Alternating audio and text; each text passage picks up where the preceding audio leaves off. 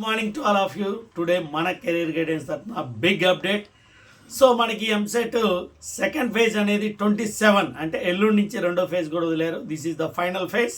So దీనివల్ల మనకి advantage ఏంటంటే ఎవరికైతే ఇంట్రెస్ట్ లేని కాలేజీలు వస్తాయో వాళ్ళు చేంజ్ చేసుకోవడానికి సెకండ్ కౌన్సిలింగ్ కావచ్చు, అలాగే అదే కాలేజీలో ఏమైనా బ్రాంచ్ చేంజ్ అవ్వాలా కానీ ఈ సెకండ్ ఫేజ్ అనేది యూజ్ అవుతుంది. అలాగే which one is the best, what is the importance of the electronic branch.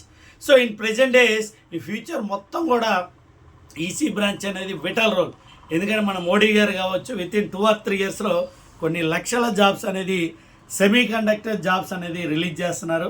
ఎందుకంటే ఫర్ ఎగ్జాంపుల్ సెమీ కండక్టర్స్ కాకపోయినా టాప్ కంపెనీస్ ఉన్నాయి, ఇంటెల్ కావచ్చు, కాల్కమ్ కావచ్చు, ఇస్రో, డిఆర్డిఓ, బిఎస్ఎన్ టాప్ కంపెనీస్లో కూడా ఒక ఈసీలోనే జాబ్స్ ఉన్నాయి, ఏ బ్రాంచ్లో లేవు.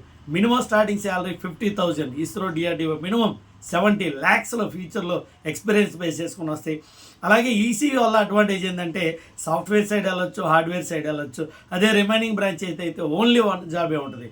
So that is the importance of the EC. అలాగే సెమీ కండక్టర్స్ అన్నాను, ఎంబెడెడ్ సిస్టమ్, విఎల్ఎస్ఐ. ఈ ఎంబెడెడ్ సిస్టమ్ ప్రోగ్రామింగ్ ఉంటుంది సి లాగే.